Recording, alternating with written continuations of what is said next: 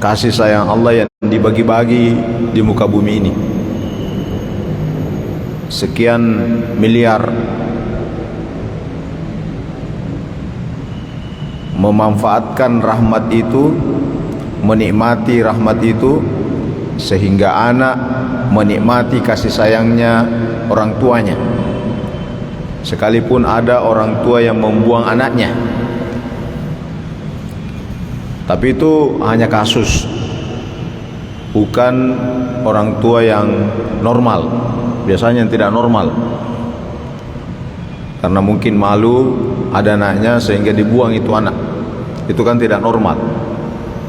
Tapi yang melahirkan normal, pasti Allah menitipkan rasa rahmat itu kepada orang tua, sampai rela tidak tidur untuk menjaga anaknya supaya tidak menangis malam hari. Itu alami, natural. Begitu juga anak kepada orang tua. Anak kepada orang tua mencintai orang tuanya, menyayangi orang tuanya. Itu sesuatu yang alami, yang Allah titipkan pada jiwanya anak itu, agar dia mencintai orang tuanya, ayah ibunya. Sekalipun banyak anak yang durhaka kepada orang tuanya, dan mungkin lebih banyak anak yang durhaka kepada orang tuanya daripada orang tua yang membenci anaknya. Banyak, lebih banyak persentasenya anak yang mengabaikan orang tuanya, ya, lebih banyak persentasenya daripada orang tua yang mengabaikan anaknya. Karena secara alami biasanya orang tua itu sangat mendalam cintanya kepada anaknya, biasanya. Nah, supaya ini tidak terjadi ketimpangan, maka jangan sampai rasa cinta sama dengan cinta orang tua yang dititipkan kepada anaknya itu hilang. Rasa cinta anak kepada orang tuanya jangan sampai itu hilang. Maka Allah wajibkan, Allah perintahkan kepada anak untuk merawat orang tuanya.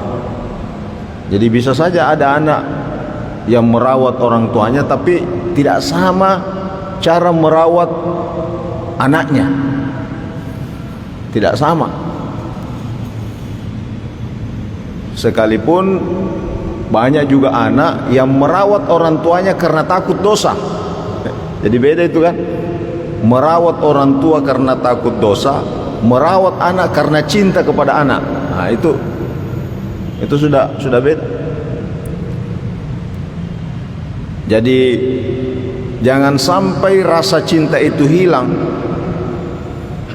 Maka ajaran Al-Quran, hadis Nabi kita Muhammad SAW memerintahkan kepada anak untuk merawat dan menjaga orang tuanya. Itulah sebabnya di dalam Al-Quran Allah Subhanahu wa ta'ala berfirman, wa'budullaha wa la tusyriku bihi syai'a wa bil walidaini ihsana. Sembahlah Allah dan jangan mensyirikatkan, mensekutukan dengannya sesuatu pun, dan kepada orang tua berlaku ihsan. Berlaku ihsan. Kalau kita lihat redaksi Al-Quran, Allah menggunakan kata-kata bi, bukan wa'ala. Al-Quran tidak mengatakan wa'alal walidaini ihsana, tapi Al-Quran mengatakan wabi walidaini ihsana. Beda itu. Kalau ala bisa jarak jauh, kita berbakti kepada orang tua bisa jarak jauh. Tapi kalau bi harus dekat, baktinya itu harus dekat, bukan hanya dekat hati tapi dekat fisik. Makanya biasa kita dengarkan Guru Tasanusi memberikan contoh. Taruhlah misalnya ada anak yang bernama Jupri. Tidak ada Pak Jupri sini, tidak ada Jupri. Ya, misalnya Jupri. Disampaikan kepadanya bahwa ibumu sakit di Bulukumba. Ya, ibumu sakit di Bulukumba. Dia ada di Makassar. Maka kalau wa alal walidaini ihsana, maka Jufri tinggal mengirim obat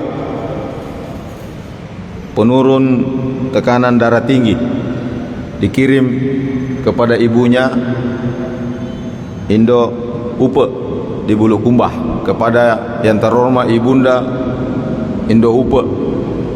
Ya, ini kita minum obat supaya sembuh. Al-Quran tidak mengatakan begitu. Al-Quran mengatakan wabil walidaini ihsana. Ketika Jupri mendengarkan ibunya sakit di Bulukumba, maka dia tinggalkan pekerjaannya di Makassar untuk pergi ke Bulukumba. Karena hadirnya Jupri di samping ibunya itu jadi obat ibunya. Lebih menjadi obat kehadirannya anaknya daripada obat yang dikirim anaknya. Nah, itu artinya wabil walidaini ihsana. Itu bahasanya Al-Quran.